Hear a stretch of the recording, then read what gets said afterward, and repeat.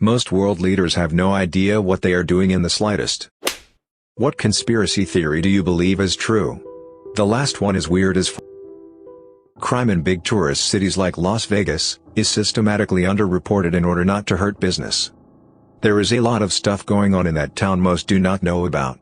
The Mormon Church owns interests in most of the Strip now, the Mafia runs the garbage collection services still, yes there are problems buried in the desert. There used to be a theft ring involving cops that would steal winnings from tourists that called cabs back to their hotels. They would pull over the cab, and say they found drugs in the cab, all the money would be confiscated as evidence. A tourist would not show up for court 6 months out and the money goes to the police department. This was a common thing for a while and I don't know if it still happens.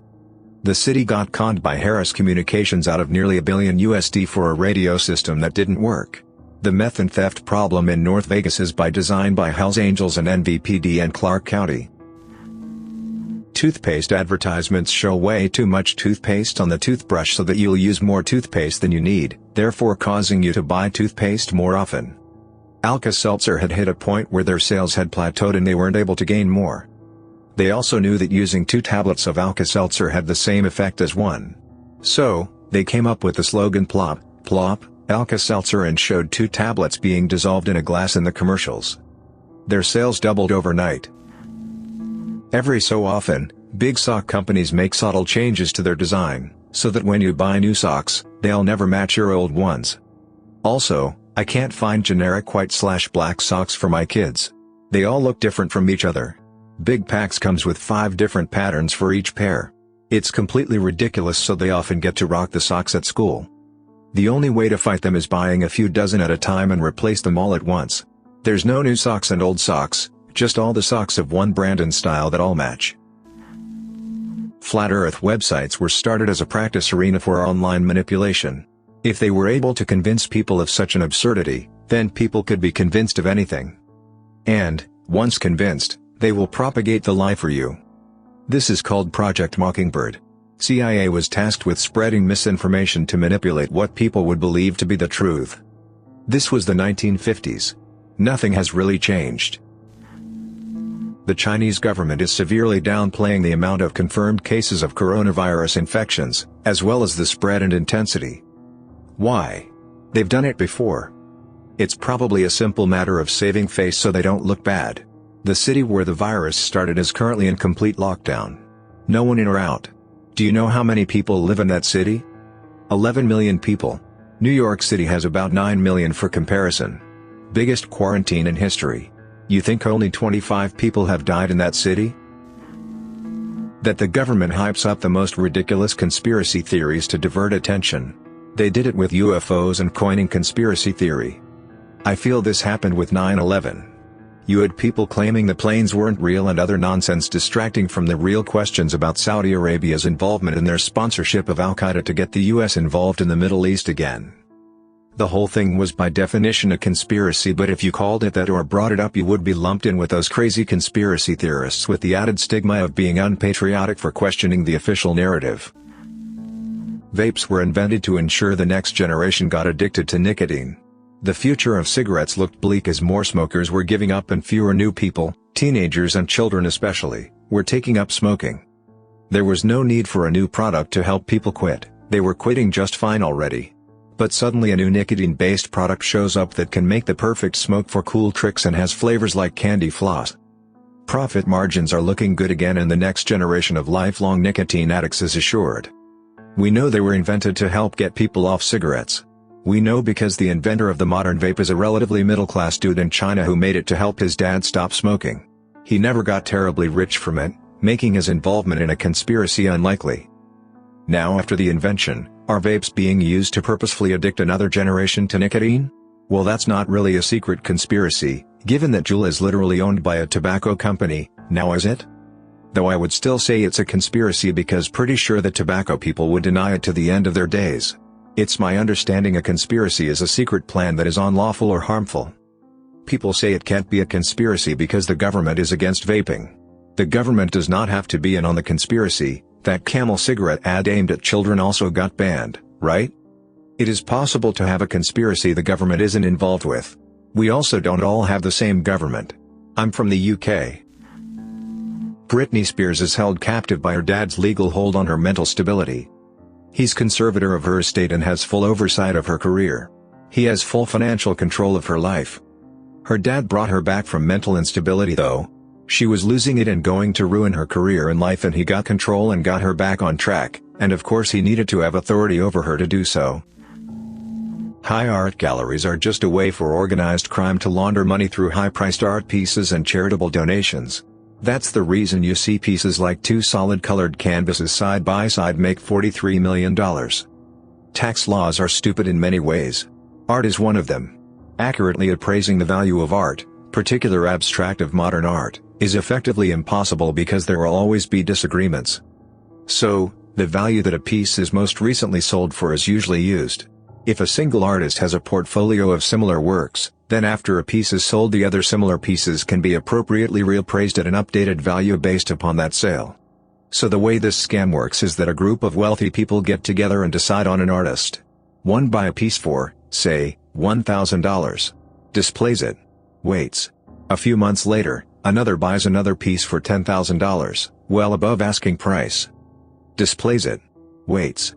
Next one buys a piece for $50,000, again well above the current asking price, even taking into account the sudden meteoric rise in popularity. This can continue, with more steps and sometimes with slightly smaller gaps, even for a few years. Finally, at the end of all of this, each person in the chain donates their painting and writes the value of the piece off as a charitable donation to avoid paying taxes. And, here's the beauty, the number they use is based upon the current value, which is appraised based upon the purchase price of their wealthy friend who's in on it for a different painting, not the price they actually paid. So these wealthy people end up being able to write off thousands or hundreds of thousands of dollars in donations despite only actually paying a fraction of that. Artists hate this, but can't really say no to it because the two options are to either get unjustifiably famous and make some extra money or get blacklisted from galleries. Basically there's no way to have a middle ground. Source: good friend who makes a living creating art. Harry and Meghan stepping back from royal duties is probably something they wanted to do, but the timing of it was to make everyone concentrate on that.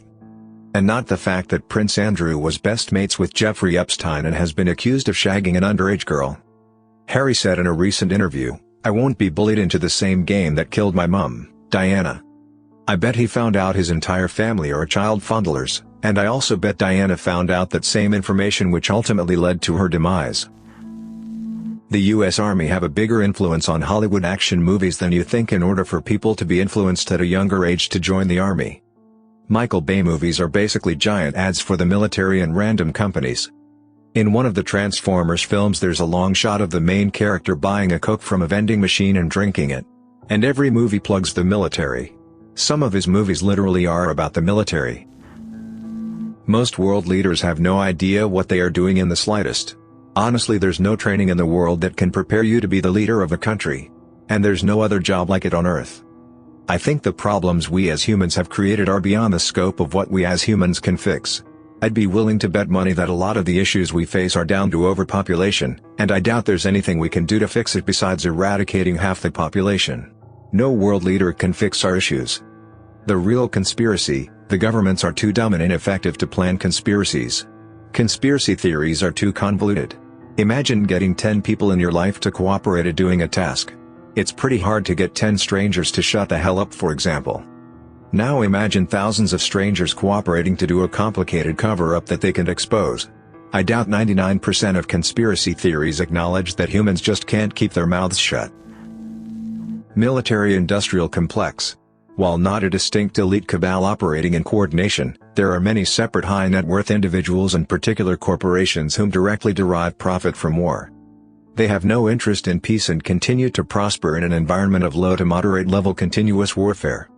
Eisenhower called it 70 years ago. Check out Iraq for Sale on YouTube. I watched it while I was deployed to Iraq, ironically, and had to take a minute to understand it all.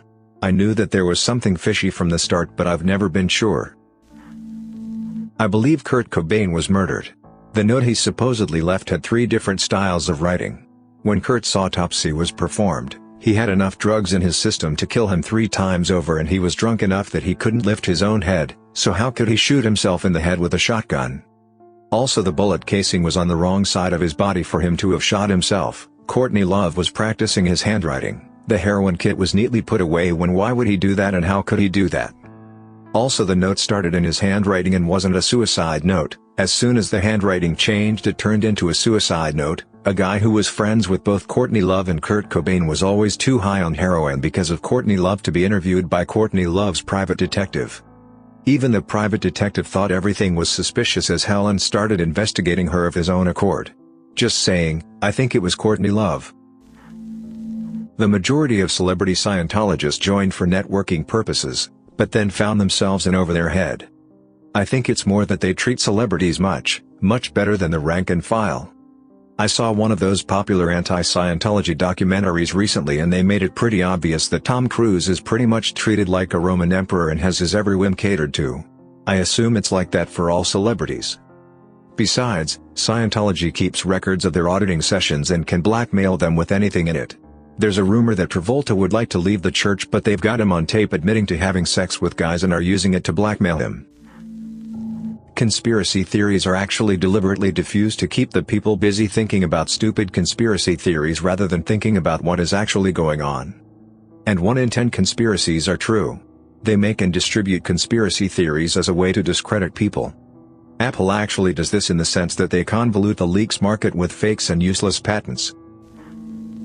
The US government might not have completely orchestrated 9/11, but I absolutely believe it was catalyzed and allowed to happen. Everything that followed was way too convenient for it to be an accident, from the oil money we got out of it, to the forever war we've put ourselves into. War is the single greatest thing for an economy. Avril Lavigne incorporated her name and sold the rights to an imposter so she could retire. The conspiracy is that is the imposter and the real Avril Lavigne quit years ago. Television networks got some kind of incentive to create tons of shows glorifying work in the medical profession. George Clooney almost single-handedly inspired thousands and thousands of people to get their nursing degree. I believe they did this because there was a seriously critical lack of healthcare professionals prior to the explosive increase in medical dramas and even comedies. I base this on zero research, just simple observation. Facebook is data mining and listening to us through the microphones on our phones. I swear to God, sometimes I'll just think about something and 5 minutes later, it's being advertised on my newsfeed. Every single person I know has said the same thing. They will mention something in passing and next time they check Facebook, there it is. I have heard stories about people having a TV show on in the background where somebody is speaking a different language and their targeted ads suddenly start appearing in Spanish or German or what have you. There is no secret society, just peer groups of power. The most powerful people have powerful friends. They go to the same venues, they can afford to anyway, and have the same interests. The conspiracy goes no deeper than friendship as an abstract concept, and so long as powerful people have friends they will have de facto cabals. So long as rich people love their kids there will be de facto dynasties. The catch is, all the people of power are just as smart as you and me, for the most part. Nobody deserves this power more than others. Most of the people with the power to do harm are blind to how much harm they do because they're just as broken and flawed as we are and just as motivated to not see themselves as the bad guy. They take credit when things are good because it feels good to be good. They pass the buck when things are bad because they both don't want to see themselves as bad. It's all an accident caused by humans being human. That we were developed as slaves by people from another planet to mine gold for them. They need it for their electronics. They have been manipulating everything from terrorist attacks to global warming as distractions and to incite fear to push us towards a one-world government so someone can profit from our labor but with greater control. This is why governments are nothing more than behavior management/HR/training for specialist slaves. You go to school just so you can become a specialist slave to take part in an economy that directly or indirectly supports stripping resources from the planet. This is why the world seems to be moving towards centralizing power. There are people today who are volunteering to be microchipped so that when we protest our conditions, they can shut us off from our money. This is why banks and countries no longer use the gold standard. They want us to have the imaginary digital numbers while they extract the stuff that matters. They pushed for global warming and made sure governments denied it until there was a tipping point so that we have to create a one-world solution to combat it. Royal families know about this because they are descendants of these extraterrestrials, who made the original humans. The world is controlled by a small group of people or families who have been promised immortality in exchange for their service. This is why someone like Robert Mugabe, a high-ranking Freemason, could proclaim he will never die. These families seek out pure blood by looking for those whose genes match our ancient gods or the extraterrestrials. The family with the purest DNA will then be able to lay claim as rightful rulers of the planet. In the meantime, the elite and their families exploit our instincts by using all sorts of force and power to get us to do what they want. Our very lives only have value as long as we work, or else we'll starve to death. Our religions have been used to control the population by either banning contraception or insisting men and women marry, or else chaos and riots, to ensure as men and women cannot have fair access to sex and procreation. Consumerism is a lifestyle ideal because it requires absolute submission to corporations to drive production so our resources can be extracted. Don't just believe that people with power are dumb or rich people are into weird stuff. Look at what they value and ask yourselves why they need more power. Why is there so much emphasis on going to space? Why haven't we fixed the problems here? Why do our politicians lie so much? We only see the surface stuff that doesn't make sense, but deep down there are layers of information, control and power we cannot even begin to imagine.